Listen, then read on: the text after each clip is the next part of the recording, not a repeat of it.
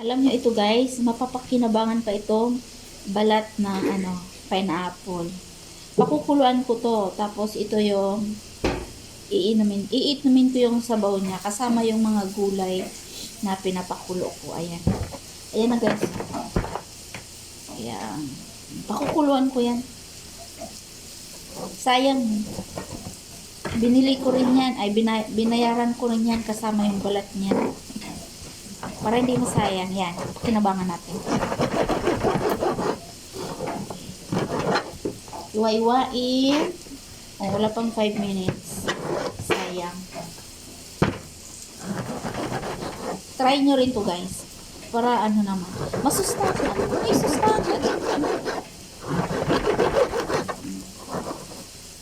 Kasi sayang. Itatapon siya. Ito yung binili ko.